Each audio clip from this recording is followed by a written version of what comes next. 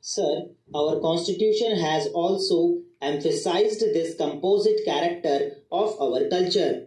The language, which is going to be the official language of the Indian Union, it has been laid down in the constitution, will reflect the diversity of our composite culture. There is no attempt anywhere at establishing uniformity. From this point of view, the attempt to reorganize the state, recognizing the differences which exist, is a move in the right direction. It is a wise and a statesmanlike move. The essence of statesmanship is not to do something according to a formula.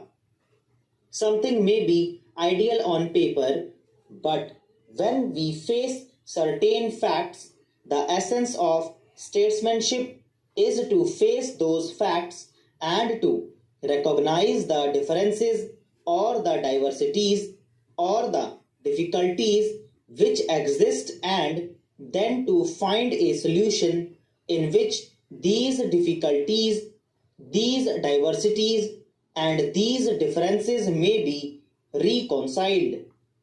The present bill takes a further step in that direction, but my regret is that this bill did not form part of the state's reorganization bill.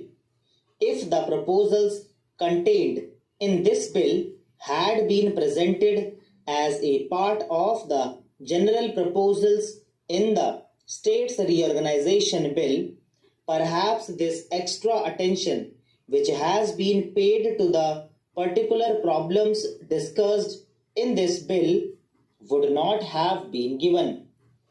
So much time and attention would not have been consumed over this question if we were dealing with a larger number of problems. When we look into the totality of the situation in India, we look at the problems in a general way, but when we isolate one particular problem from the general totality of the picture and look at only one isolated problem, there is always a risk, there is always a danger that we might exaggerate the importance of some particular items. One of the reasons why there has been so much discussion over this rather small bill, as the Honorable Home Minister described it, is because it has been isolated from the general picture of the reorganization of Indian states. With regard to the particular proposals which have been made, sir, I do not wish to speak at length at this late stage. These are in essence the result of discussions and, shall I say, if not complete agreement, at least the reduction to a minimum of the differences which existed between the different groups. The various demands and counter demands of the different states, that use of the term state in this connection is somewhat unfortunate.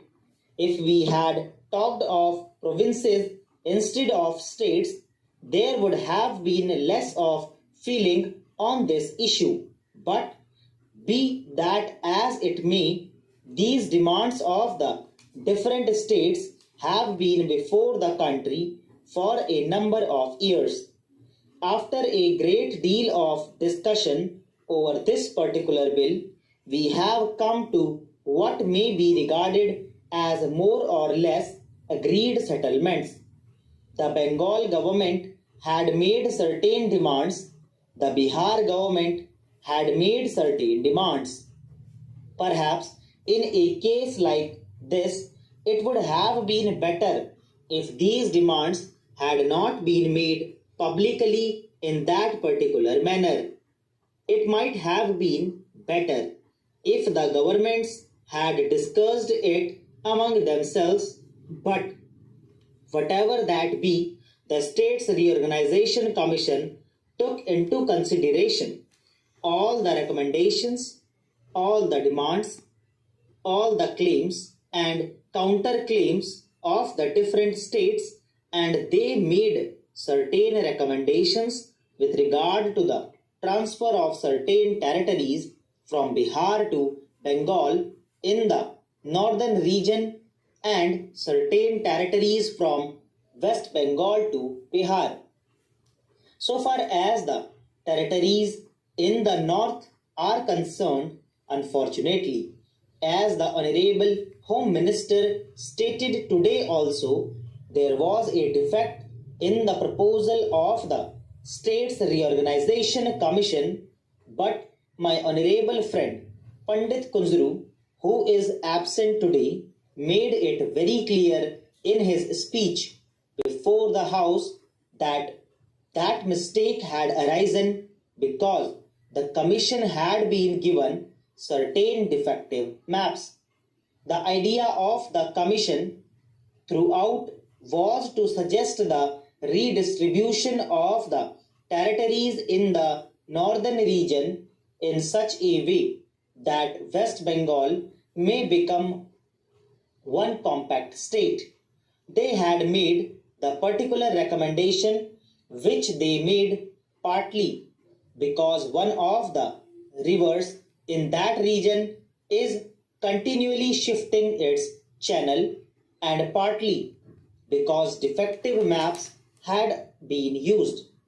And Pandit Kunzru, in his speech before this House, left no doubt in the matter that if the correct maps had been before them, they would have framed their recommendations in a manner which would have ensured that West Bengal was one compact state. As regards the needs of the compact state, I do not have to add anything after what was said by the Honorable Home Minister today. For administrative purposes, it is essential that a state must be a compact unit, because otherwise, with regard to the problem of law and order, with regard to the problem of movement of goods, particularly with regard to the smuggling of materials and goods from India into Pakistan in this border region, a state divided into two different units with another state intervening in between would face all kinds of difficulties.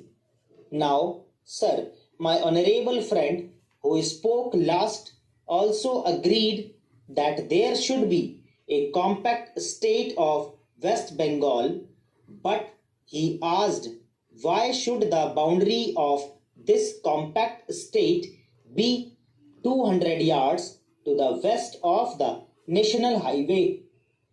Now, sir, it is obvious that if you are going to make it a compact state, that area which connects the two disjointed parts must be of such a size that it is a practicable proposition. You can theoretically give only 100 yards all along the Pakistan frontier, but obviously such a transfer of territory would not serve any purpose whatever. Now, a suggestion has been made that the national highway with an area of about 200 yards to the west of it would be the boundary line in order to ensure proper arrangements for the maintenance of the road and also for the proper vigilance. दोस्तों इसी